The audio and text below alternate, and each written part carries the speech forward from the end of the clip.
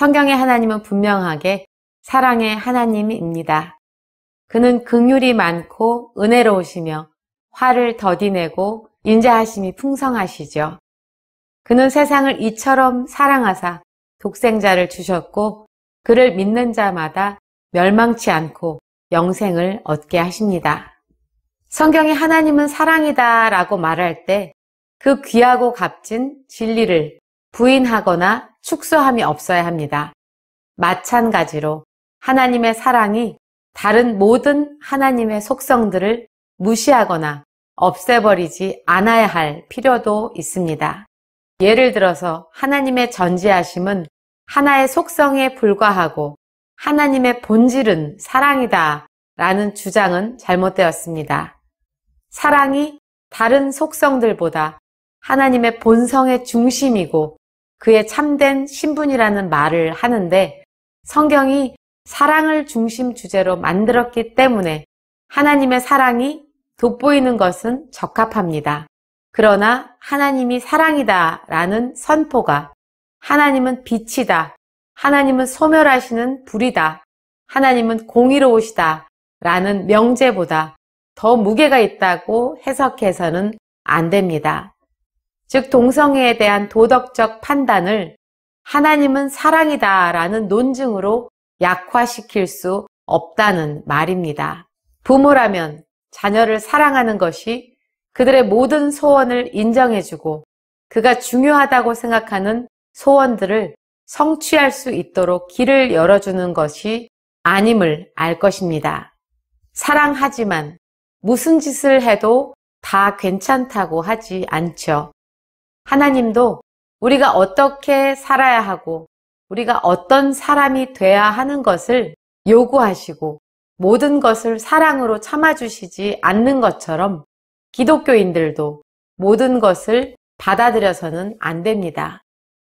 다른 의견을 존중할 수 있고 예의 바르게 상대방을 대할 수 있지만 모든 행동과 신조를 무조건적으로 인정할 수 없다는 말입니다.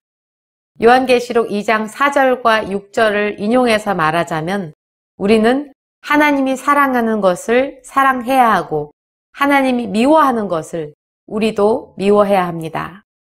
요한계시록에서 언급하는 7 도시 중에서 두아디라는 잘 알려져 있지 않지만 굉장히 긴 편지를 받았습니다. 그 교회에서 좋은 일과 나쁜 일이 있었죠. 두아디라 교회가 칭찬받은 점을 말하자면 19절에서 예수님은 그 교회에게 나는 너의 행위를 알고 너의 사랑과 믿음과 섬김, 인내를 안다고 했습니다. 나쁜 점은 무엇인가? 20절에 보면 책망할 것이 있고 이세벨이라는 여자를 용납했다라고 합니다. 두아디라 교회는 분별 없고 맹목적인 용납에 사랑을 했습니다. 교회는 거짓된 가르침과 부도덕적인 행위들을 받아주었죠. 이것은 하나님께서 참지 못하는 2가지입니다.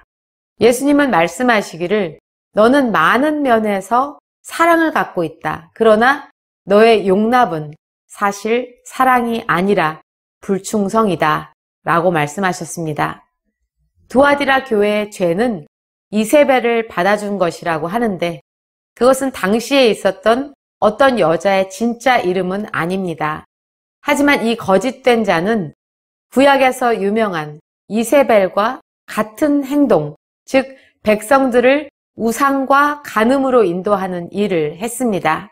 실제 구약의 인물인 이세벨은 시돈 왕 엣바알의 딸입니다. 그녀는 바알을 섬겼고 아세라를 섬겼고 그의 남편 아합 왕으로 하여금 바알과 아세라를 섬기게 했습니다. 그녀는 포도원 때문에 나봇을 죽였고 성경은 그녀를 저주받은 여자라고 불렀습니다. 사악함에 대한 형벌로서 창문 밖으로 던져졌고 말에 의해서 짓밟혔고 개에 의해서 먹혔다고 성경은 기록합니다. 이세벨은 악한 여자였고 많은 이스라엘 백성들을 나쁜 길로 인도한 사람입니다. 예수님은 백성들을 흔들어 놓는 이세벨과 같은 사람을 용납한 두아디라 교회를 강하게 책망하셨습니다. 21절에 보면 여자는 회개의 경고를 받았습니다.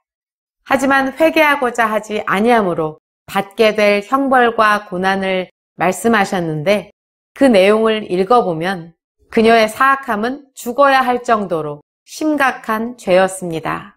두아디라의 이세벨과 같은 거짓 선지자들이 에베소 교회에 니골라 당으로 있었습니다. 이름만 다를 뿐이지 그들의 거짓된 교리와 가르침 그리고 행위는 마찬가지로 악했습니다. 버가모 교회에서도 니골라당과 같은 사람들이 지지를 받았습니다.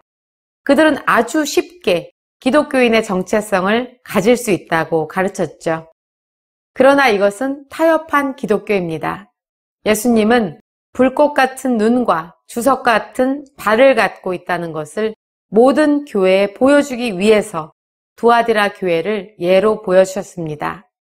마음을 살피고 회개하지 않는 악인들을 벌 주신다는 것을 모든 교회에 알리기를 원하셨습니다.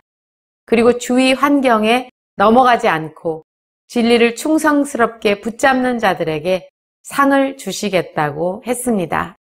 우리는 모든 거짓말의 생산자이지만 성경은 진리입니다. 폐하여지지 않는 진리입니다. 사랑은 종교보다 중요하다 또는 하나님의 은혜는 항상 놀랍다. 예수님은 그 당시에 존재하던 전통을 전복시키셨고 거절받은 사람들을 영접하셨다. 이런 상투적인 문구에 현혹되지 말기를 바랍니다. 매우 아름답고 경건하게 들리는 이런 말들이 실제적으로 의미하는 것은 무엇인가?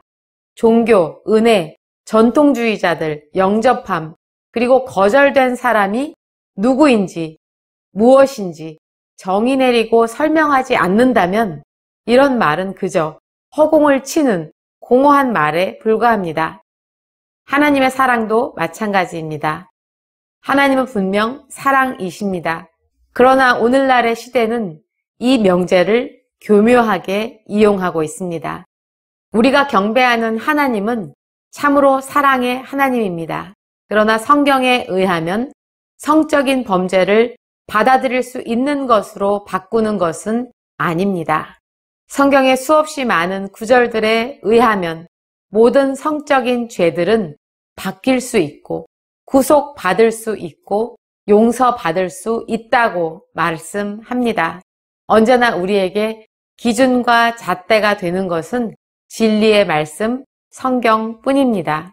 그러니 동성애를 진행 중인 기독교인이 있다면 돌아와야 합니다. 사랑은 우리가 예수 그리스도의 명령을 지킬 때에 우리가 비로소 사랑을 하는 것입니다. 사랑은 곤란함에 빠져 있는 형제 자매와 나누는 것입니다. 사랑은 서로를 친절함과 인내함을 가지고 다루는 것입니다. 사랑은 방황하고 있는 죄인들을 징계하는 것입니다. 사랑은 반항적인 성도들을 책망하는 것입니다. 그러고 나서 사랑은 자신의 죄를 알고 집을 향해 돌아오고 있는 탕자의 어깨에 팔을 두르는 것입니다. 오늘 강의를 마칩니다. 뉴욕 핸더슨 신학교의 이드보라였습니다.